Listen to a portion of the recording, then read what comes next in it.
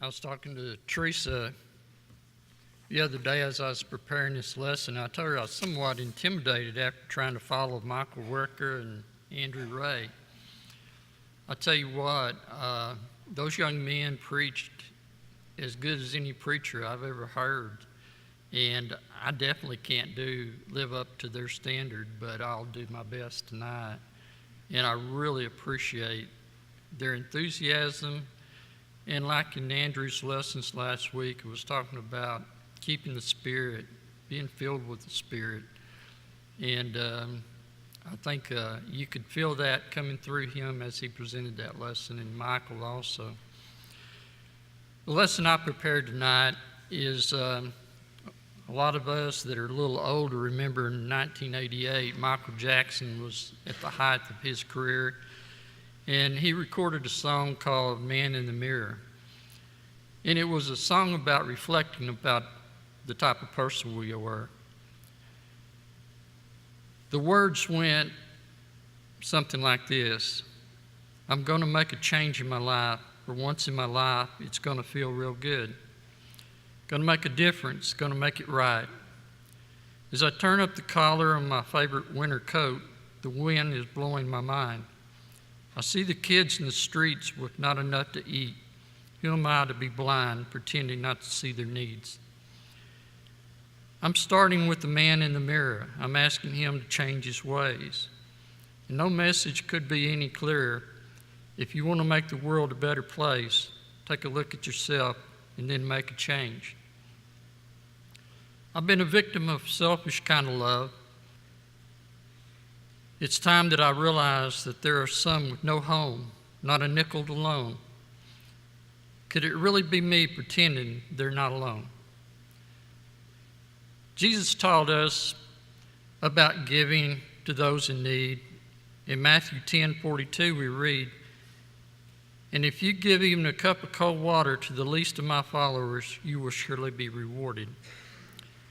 In James 1:27 he wrote, pure and undefiled religion before God and Father is this: to care for the orphans and widows in their distress and to keep oneself from being polluted by the world.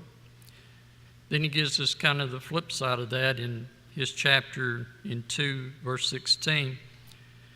If one of you tells him to go in peace, stay warm, and be well fed, but does not provide for his physical needs, what good is that?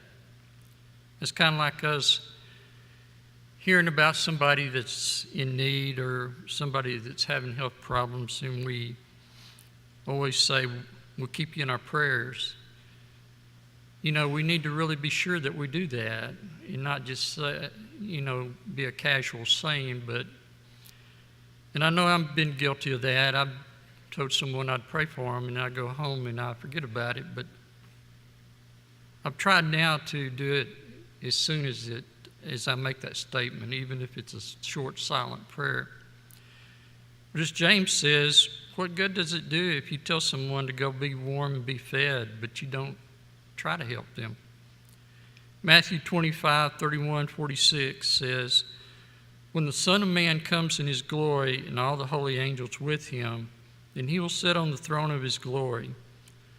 All the nations will be gathered before him and separate them from one another as a shepherd divides his sheep from the goats.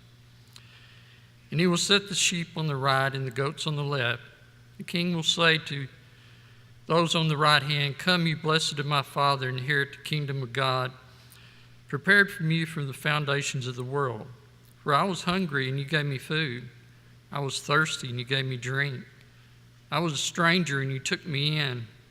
I was naked and you clothed me. I was sick, and you visited me.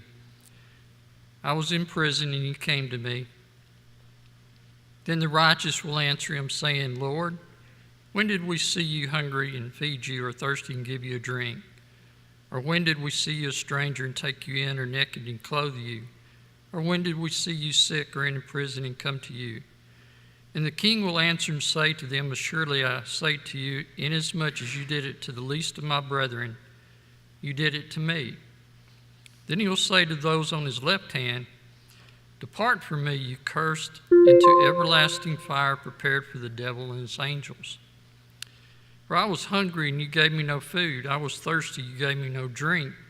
I was a stranger, and you did not take me in, naked, and you did not clothe me.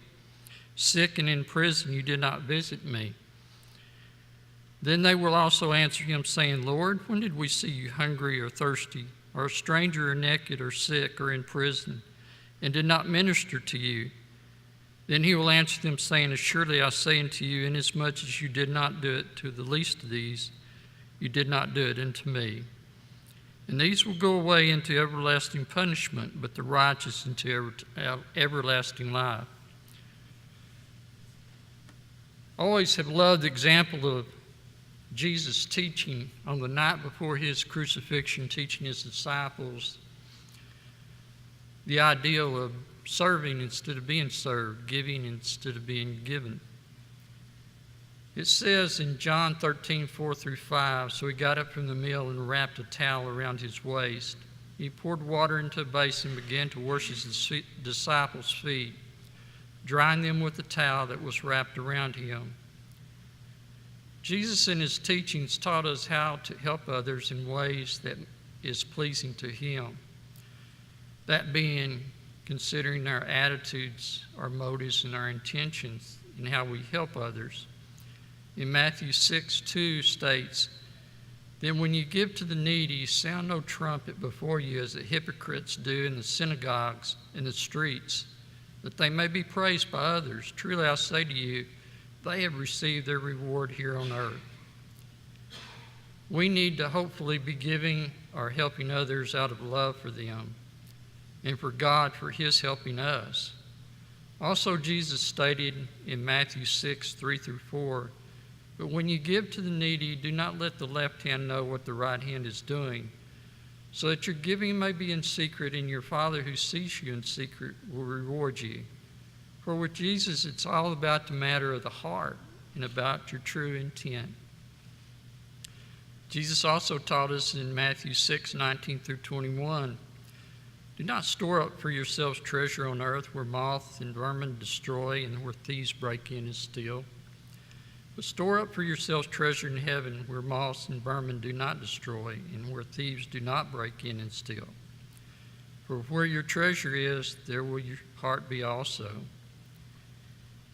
As we live in our Christian lives and we grow in spiritual maturity, we find that oftentimes the giver receives a greater blessing in our hearts than those that we are helping.